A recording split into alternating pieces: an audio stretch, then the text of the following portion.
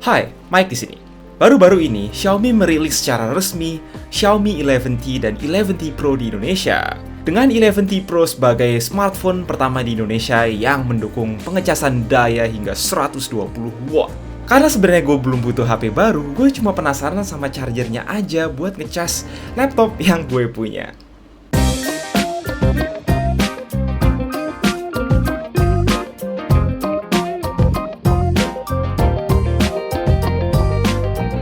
Well, saking nggak sabar ya nyobain charger yang satu ini, gue nggak nunggu lagi ya buat beli Mi 11T Pro. Akhirnya gue nemu turbocharged Xiaomi 120 watt ini di Tokopedia.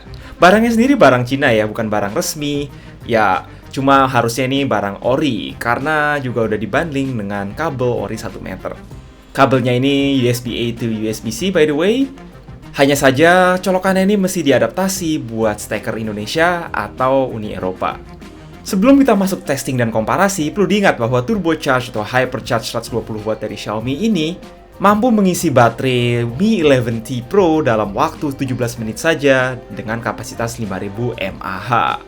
Wow, cepat sekali ya, kayak nongkrong ngopi bentar, itu nggak nyampe selesai udah keisi penuh HP-nya kalau misalkan habis. Mi 11T Pro ini juga punya teknologi baterai baru yaitu dual cell graphene based, jadinya dia bisa retain siklusnya sampai 800 kali charging dengan kapasitas 80%. Ya, lebih tinggi daripada rata-rata HP yang sekarang hanya 500 sampai 600 cycle untuk bisa retain 80% kapasitas. Dengan si laptop gaming ultra portable gua saat ini yaitu ROG Flow yang hanya butuh daya 100 watt atau 20 volt 5 ampere, makanya kita penasaran apakah charger ini bisa ngecas laptop ROG gue. Lebih tepatnya gantiin charger bawaan ROG. Baik lagi soal si charger Xiaomi 120 watt, ini ukurannya jelas lebih kecil ya dibanding charger bawaan ROG Flow yang 100 watt.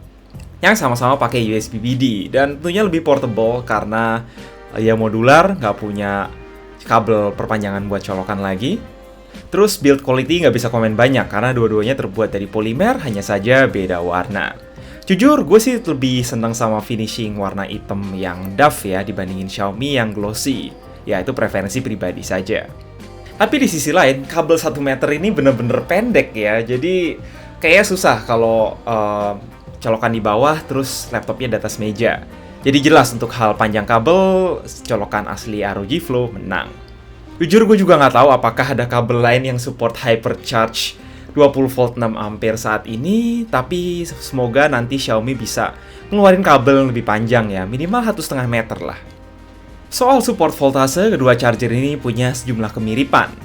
Untuk voltase kecil, keduanya bisa mengoutput either 5 volt 3 ampere atau 9 volt 3 ampere, respectively 15 atau 27 watt untuk charging smartphone konvensional.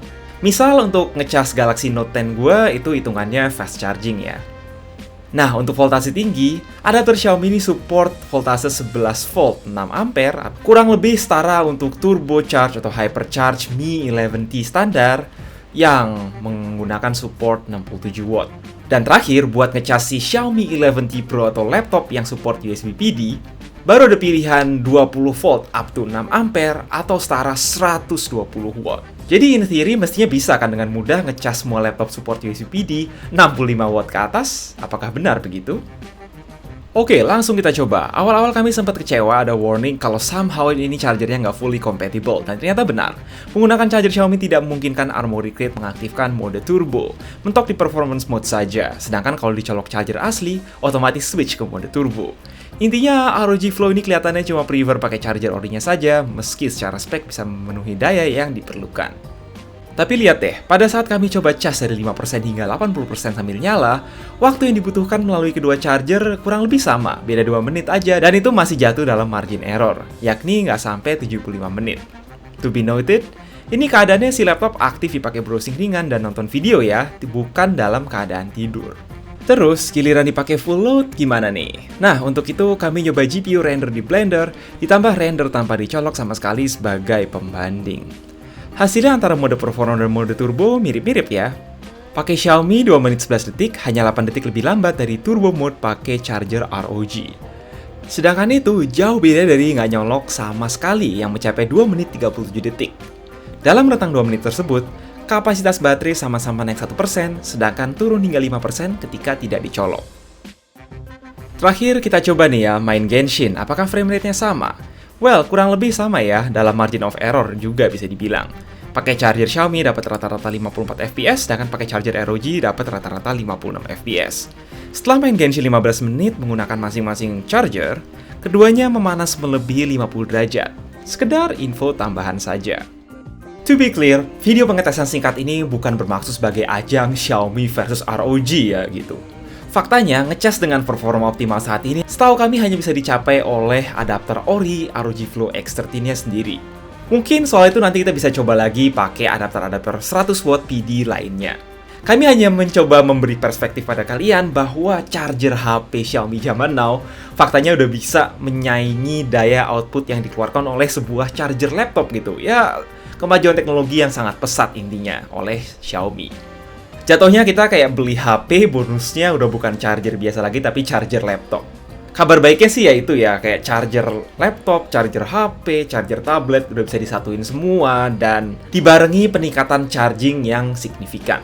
Singkat cerita, rekomendasi kali ini untuk si charger Xiaomi 120W adalah sebagai charger cadangan saja yang kalian bawa di tas gitu. Sedangkan charger Ori ROG Flow atau laptop 100W kalian itu tetap ada di rumah sebagai charger yang nyolok permanen. Untuk ngecas cepet udah bisa, untuk ngasih performa yang oke udah bisa, hanya saja tidak bener-bener 100% maksimal. Oke? Maybe nanti kita update lagi kalau udah nemu kabel lebih panjang yang juga kompatibel untuk charging Mi 11T Pro. Itu aja dulu buat video iseng hari ini. Jangan lupa like dan share, jangan segan buat subscribe. Pastinya jaga kesehatan, and as always, stay safe.